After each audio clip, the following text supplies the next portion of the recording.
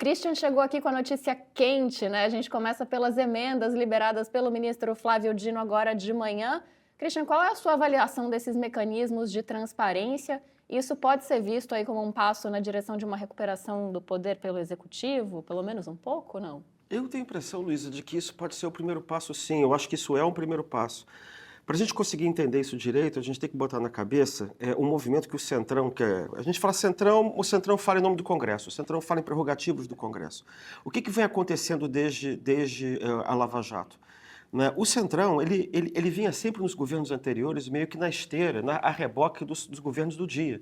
Né? Fosse o governo Fernando Henrique, fosse o governo Lula, fosse o governo Dilma. E ele procurava... Era um grupo de direita envergonhada que procurava se reproduzir. Né, ter meios de reprodução e que num sistema como o nosso, que não é bipartidário, em que o partido do presidente não tem maioria, ele é obrigado a fazer coalizões. E eles ofereciam apoio. Tanto que foi até engraçado que outro dia o Ciro Nogueira virou-se para a Gleisi Hoffmann e disse, olha, lembre-se de mim, agora eu sou Centrão de novo, porque ele apoiou o governo Bolsonaro. Né? Então o que acontece? Eles faziam esse apoio em troca de cargos, né, e verbas. O que aconteceu quando começou a Lava Jato é que esse grupo começou a se sentir muito vulnerável.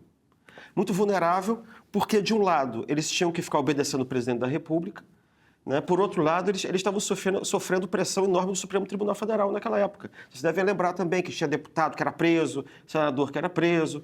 Né? Então, o que aconteceu? A Dilma, em um certo momento, disse assim, olha, eu não vou proteger ninguém. Então, eles começaram a se virar. E quando eles perceberam que eles tinham que se virar, eles adotaram uma política de que a gente não pode depender mais da presidência e ter que se blindar contra o Supremo.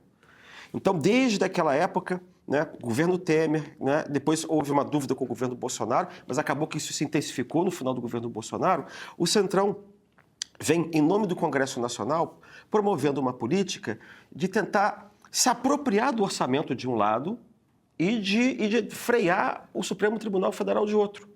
E aí você vai criar uma espécie de um sistema que, se não é um sistema semipresidencial, é um sistema que eu posso dizer de presidencialismo de coalizão fraco. Ou, para quem não gosta, de parlamentarismo bastardo. Tá? E, ao mesmo tempo, a gente teve essa virada da política para a direita. Então, sei lá, o centro do sistema, o epicentro do sistema era centro-esquerda e virou centro-direita. Então, quando o Bolsonaro sai do poder, o que ele faz para tentar se aguentar e não sofrer um impeachment por parte desse pessoal? Sobretudo depois que ele xingou o ministro Alexandre de Moraes no dia 7 de setembro de 1920... Eita, ferro! Esse é o problema do historiador. De 2022. Xingou em 21, 21, né? chegou Isso. em 21, 2021. O que acontece? No dia seguinte, você deve lembrar, mandou carta para o Temer, caiu de quatro, chorou, pediu perdão, enfim. Ali não teve mais jeito. Ele se entregou ao Centrão. Devido à sua incapacidade administrativa e política crônica, como populista de muito baixa qualidade intelectual, ele terceirizou o governo para o Centrão. Ele se entregou o orçamento, tudo mais que eles quisessem. Exatamente, né? isso foi. Ele entregou terceirizou. a si mesmo e a todo o resto. Isso, para poder segurar e ficar só com as pastas lacradoras de guerra cultural, cultura, educação, etc. e tal, e com as Forças Armadas, de que ele precisava eventualmente para vender para o eleitorado a ideia de que ele era comandante em chefe das Forças Armadas, então ele podia eventualmente dar o golpe, enfim, alguma coisa do gênero. Tá? Então, o que acontece? Quando o Lula assume, ele assume com uma minoria no Congresso, em minoria do ponto de vista ideológico, porque ele pilota uma frente de centro-esquerda, e com um Congresso Nacional muito mais fortalecido, muito mais forte do que no tempo que ele tinha sido presidente da primeira vez. Então, aí você tem que fazer duas coisas. Primeiro, você tem que criar um sistema de um modus vivendi, um modus de acomodação ali com o pessoal do Centrão, porque você não tem jeito, você tem que governar com eles. Tá? Mas, ao mesmo tempo, sem ficar muito escancarado, sempre sem abrir mão muito das pautas progressistas, em nome das quais você foi eleito. Tá? Então, você tem que ter um modo de acomodação. Então, o Lula, enfim, líder sindical, ele conversa até com barata, com rato, qualquer coisa que aparece ali, ele tem que conversar, o negócio dele é conversar. Então, ele vai conversando com todo mundo.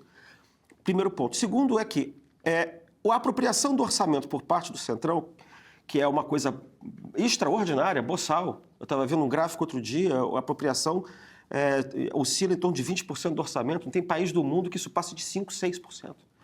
Tá? Então, o objetivo do governo é tentar se apropriar aos pouquinhos disso aí. Tá? Mas, para isso, você tem que saber quem é que está fazendo a emenda. Esse é o ponto que foi atacado hoje de manhã. Então, o que acontece? Aí tem dois lances. Primeiro, o presidente Lula precisava tentar compensar a minoria dele no Congresso Nacional, tendo uma boa articulação do Supremo Tribunal Federal. Mas o Supremo não devia fazer política. Olha, o Supremo é uma das cortes mais poderosas do mundo. Ele tem feito política, bem ou mal. E o presidente Lula, o que ele faz é reconhecer o poder que o Supremo tem. E aí ele sabe que em certas determinadas questões que são cruciais para a agenda do governo, ele pode contar com a maioria dos ministros do Supremo Tribunal Federal. Não é em tudo, mas é em certas determinadas coisas. O ministro Flávio Dino foi colocado lá um pouco para fazer esse papel. Ser uma espécie de Gilmar Mendes do Lula. Tá? Então, ele é que anda operacionalizando isso que eu estou chamando de judiciarismo de coalizão, que é uma brincadeira com o parlamentarismo de coalizão. Quer dizer, você é minoritário no Senado e na Câmara, com o presidencialismo de coalizão, então você vai aproveitar que você tem maioria no Supremo Tribunal Federal para fazer um judiciarismo de coalizão. Aí o primeiro passo para você tentar recuperar a força do Poder Executivo ali é você tentar criar transparência. Esse é o passo mais fácil, porque a Constituição impõe transparência nos atos públicos, na execução orçamentária, em todos os atos praticados pela administração. Né? Então, você conhecer, saber quem é que está propondo o quê e onde e quando, vai criar também um mecanismo de controle por parte do governo. Ele vai identificar quem é, vai poder ir em cima. Né? Então, do ponto de vista constitucional, isso vai estar atendido. O ponto agora é ver se isso não é um primeiro passo para o presidente começar a tentar recuperar parte do poder perdido com esse avanço do Centrão, do Congresso de uma maneira geral, sobre o orçamento. Vamos ver.